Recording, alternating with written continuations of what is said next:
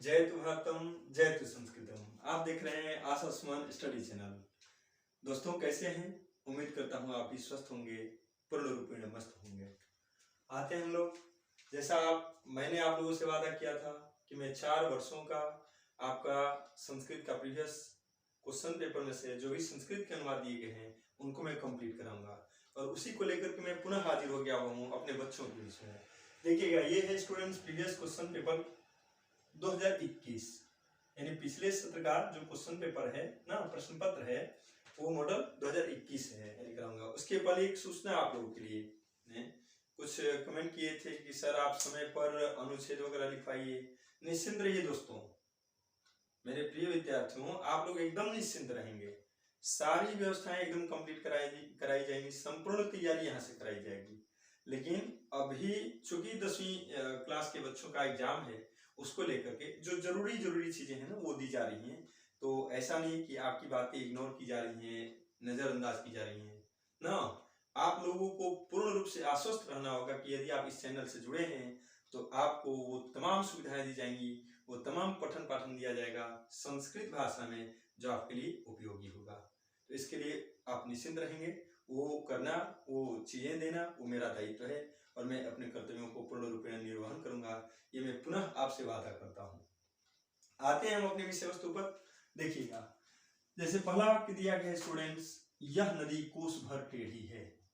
विशेष चर्चा हम लोग ना करेंगे, विशेष चर्चा बाद में हम लोग जब विभक्ति उपपद विभक्ति पढ़ेंगे ना, उसमें सारी चीजें क्लियर हो जाएंगी, सब कुछ बताया जाएगा आपको। बस आज हम लोग इसको, जो छोटी छोटी चीजें हैं जिस कारण हम लोग कहीं कहीं परीक्षा में इधर उधर कर जाते हैं, उन चीजों पर बस ध्यान रखते चलेंगे, और इन वाक्यों को हम लोग संस्कृत में अनुवाद बनाते चलेंगे। दिया है यह नदी कोस भर टेढ़ी। देखिएगा, नदी, नदी शब्द क्या है? स्त्रीलिंग में है, और स्त्रीलिंग में है चूंकि आपको यह ध्यान में रखना होगा कि अयम न, इयम और इदम, इन दोनों शब्दों का अर्थ होता है यह। लेकिन ध्यान रखिएगा आप, अयम मीन्स यह पुल्लिंग में, यह मीन्स यह स्त्रीलिंग में, और इदम मीन्स यह नपुंसकलिंग में प्रयोग में लाया जाता है। यहाँ पर चूंकि नदी शब्द क्या है? स्त्रीलिंग में है, इसलिए हम यहाँ पर इयम शब्द का प्रयोग करेंगे। इसको मैं मिटा दे रहा हूँ, इसकी आवश्यकता आपको नहीं है, ठीक है। लिखेंगे हम इयम, इयम हो जाएगा। चूंकि यहाँ पर नदी क्या है? नदी का पहला वर्ण व्यंजन है, इसलिए इयम लिखेंगे, इयम नहीं। इयम नदी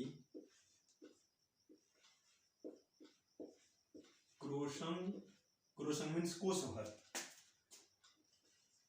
कुटिला अस्ति।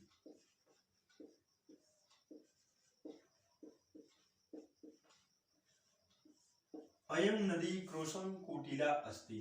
कुटिला भी हो जाता, लेकिन कब, ये ध्यान रखिएगा, जब वाक्य पुल्लिंग में रहता तो यह कुटिला हो जाता, लेकिन चूंकि वाक्य स्त्रीलिंग में है इसलिए कुटिला बना हुआ है, ठीक है, ध्यान रखिएगा। दूसरा वाक्य आप लोग देख लेंगे स्टूडेंट्स, राम के साथ सीता बन गई। देखिएगा, एक जब हम लोग उपपद विभक्ति पढ़ेंगे ना, तो उसमें आता है सहार्थे तृतीया, यानी सह शब्द के योग में तृतीया विभक्ति का प्रयोग होता है। यानी वाक्य में सह, साकम, समम, सार्धम में से कोई भी शब्द आए तो वो जिस शब्द के साथ आ रहा होगा, जिस संज्ञा शब्द के साथ आ रहा होगा, उसमें स्टूडेंट्स तृतीया विभक्ति का प्रयोग करेंगे। और उसको लेकर के हम ये ध्यान नहीं देंगे कि के षष्ठी विभक्ति में है, उसको हम नजरअंदाज कर देंगे। क्यों? क्योंकि यहाँ पर सूत्र काम कर रहा है। सूत्र के अनुसार यहाँ पर क्या हो जाएगा? रामेण हो जाएगा। और साथ का होता है संस्कृत में सह, रामेण सह सीता वनम अगछत। रामेण सह सीता वनम अगछत। तीसरा वाक्य देखिएगा, लड़के विद्यालय पढ़ने जाते हैं। लड़के का क्या हो जाएगा? चूंकि बहुवचन में है इसलिए हम इसको बनाएंगे बालका, ठीक ना, बालका। अब देखिएगा, पढ़ने, पढ़ने जाते हैं यानी पढ़ने के लिए जाते हैं, ठीक है। तो इसमें हम लोग तुमन प्रत्यय का प्रयोग करेंगे, और तुमन का प्रयोग करेंगे तो पठितुम हो जाएगा। एक चीज मैं आपको और याद दिलाना चाहूंगा, पठितुम ठीक है, आप चाहें तो चतुर्थी विभक्ति में इसका रूप चला करके पठनाय भी लिख सकते हैं, और चाहें तो अर्थम मीन्स के लिए होता है। संस्कृत भाषा में अर्थम मीन्स के लिए, अर्थ मीन्स धन भी होता है, लेकिन यहाँ पर अर्थम मीन्स के लिए, तो पठनार्थम भी करेंगे तो भी कोई दिक्कत नहीं। तो 3 शब्दों का आप यहाँ पर प्रयोग कर सकते हैं, पठितुम, पठनाय पठनार्थम, तीनों में से किसी का प्रयोग करिएगा, बिल्कुल सही होगा। और विद्यालय को इधर लेके चले जाएंगे, थोड़ा सा सुंदर लगेगा। पठितुम विद्यालयम जाते हैं का गच्छन्ति हो जाएगा। क्या वाक्य बना?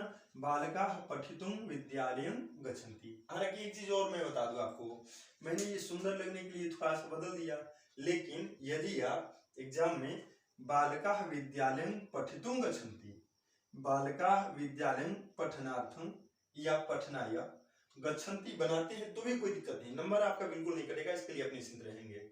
ये तो संस्कृत की खूबसूरती है, आप समझ रहे हैं तो बहुत बढ़िया आपके लिए। बालकाः पठितुम विद्यालयम गच्छन्ति। आगे देखते हैं स्टूडेंट्स, उसने 1 मास तक व्याकरण पढ़ा, उसने का क्या हो जाएगा? सह हो जाएगा। सह 1 मास दिया है तो यानी मास पर्यंतम हो जाएगा ना। सह मास पर्यंतम व्याकरणम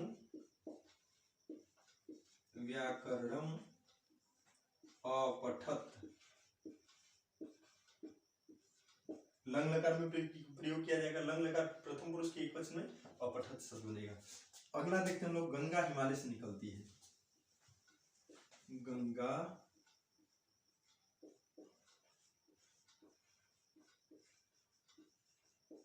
हिमालयात। अब आप सोच रहे होंगे यहाँ पर हिमालयन क्यों नहीं, हिमालयात क्यों? बिल्कुल सही, बढ़िया सोच रहे हैं आप। यहाँ पर हिमालयात इसलिए मेरे विद्यार्थियों क्योंकि हिमालय से निकलती है, गंगा हिमालय से निकल रही है यानी अलग हो रही है, और जब अलग हो रही हो ना तो वहां पर कर्णकार का बिल्कुल प्रयोग नहीं करेंगे, हम अपादान का प्रयोग करेंगे। और अपादान का मतलब क्या है? पंचमी विभक्ति, यानी अपादान के लिए हम पंचमी विभक्ति का प्रयोग करते हैं। इसलिए हिमालय शब्द का जो जब रूप चलाइएगा तो एक वचन हिमालयात शब्द बनता है। निकलती है तो देखिएगा,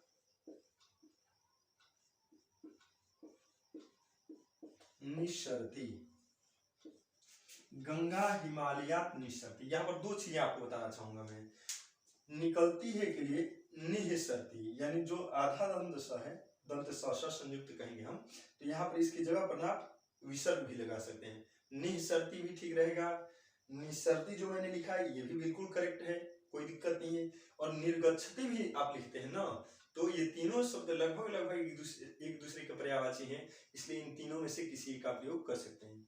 एक चीज मुझे जहां तक याद आ रहा है स्टूडेंट्स, कि यह वाक्य हमने जो प्रीवियस क्वेश्चन पेपर 2022 बनाया था मैंने उसमें भी हम लोग इस वाक्य को पढ़े थे, तो मुझे लग रहा है ना यह बहुत ही आपके लिए इंपॉर्टेंट होगा, यह बहुत महत्वपूर्ण होगा, इसलिए इसको आप बढ़िया से याद कर लीजिएगा। गंगा हिमालयात निस्सरती, निस्सरती की जगह पर आप निःसरती या निर्गच्छति का भी प्रयोग कर सकते हैं, लेकिन ध्यान है तीनों का प्रयोग मत कर दीजिएगा, किसी एक का ही आप प्रयोग कर सकते हैं। ठीक है स्टूडेंट, अब आते हैं अगले वाक्य पे। वाक्य जो च दिया गया है, नेता पद चाहते हैं, नेता पद चाहते हैं, ये वाक्य बहुवचन का है, इसलिए नेता शब्द को हम लोग बहुवचन में बनाएंगे। ये क्या हो जाएगा? नेतारः। क्या हो गया? नेतारः पदं इच्छन्ति, नेता पद चाहते हैं। अगला वाक्य दिया है, राम ने वशिष्ठ से विद्या पढ़ी। राम के गुरुदेव थे वशिष्ठ, आपको पता होगा। राम ने वशिष्ठ से विद्या पढ़ी, तो इसका क्या बनेंगे? ये कर्ता कारक में है, यानी प्रथमा विभक्ति में, तो बनाएंगे हम रामः। रामः वशिष्ठेन विद्यां अपठत्।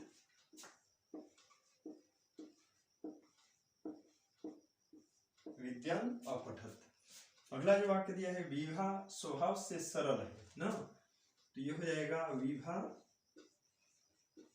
स्वभाव से ना, यहाँ पर तृतीया का प्रयोग करेंगे, स्वभावेन।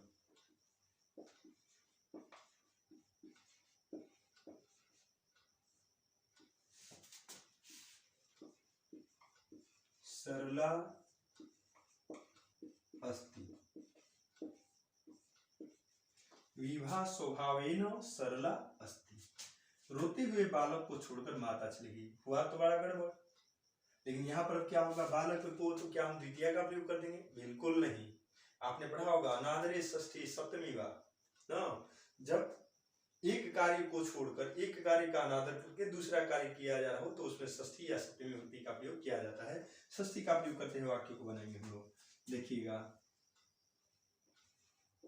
रुदतः शिशु, क्या हो गया, रोते हुए बालक को रुदतः शिशु छोड़कर, त्यज धातु मीन्स होता है छोड़ना, त्यज त्यज धातु मीन्स छोड़ना। और हम जानते हैं कि जब कर या करके आ रहा हो तो वहां पर कत्वा प्रत्यय का प्रयोग करते हैं। त्यज में कत्वा जोड़ेंगे, त्यक्त्वा शब्द बनेगा, त्यक्त्वा माता जगाम, क्या हो गया, रुदतः शिशु त्यक्त्वा माता जगाम, रोते हुए बालक को छोड़कर माता चली गई। बहुत लंबा चौड़ा वाक्य है, लेकिन अनुवाद में कुछ विशेष सोचना नहीं है, देख लिए होंगे आप लोग। अगला, गणेश दरिद्र को धन देता है, दानार्थ है, चतुर्थी आपने पढ़ा होगा। और इस तरह से इसमें चतुर्थी व्यक्ति का प्रयोग करेंगे, को पर नहीं जाएंगे कि कर्म का ना, यहाँ पर चतुर्थी का प्रयोग करेंगे। तो क्या बन जाएगा वाक्य, गणेश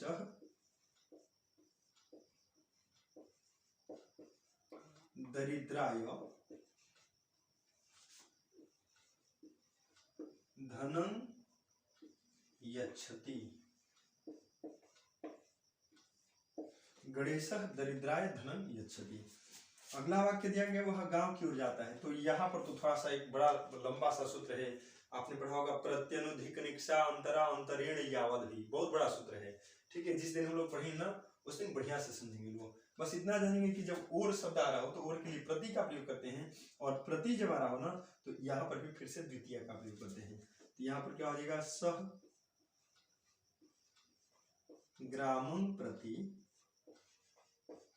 सह ग्रामं प्रति जाता है का क्या हो जाएगा, गच्छति, सह ग्रामं प्रति गच्छति।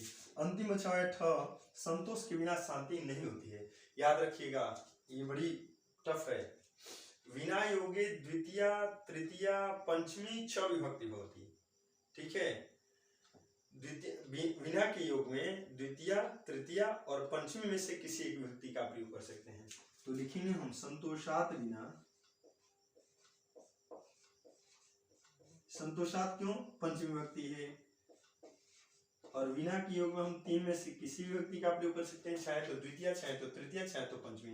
पंचमी का मैंने प्रयोग किया है, आप द्वितीय का चाहे तो संतोषन बिना कर सकते हैं, तृतीय का करें तो संतोषेण बिना कर सकते हैं, लेकिन मैंने पंचमी का प्रयोग किया है, संतोषात बिना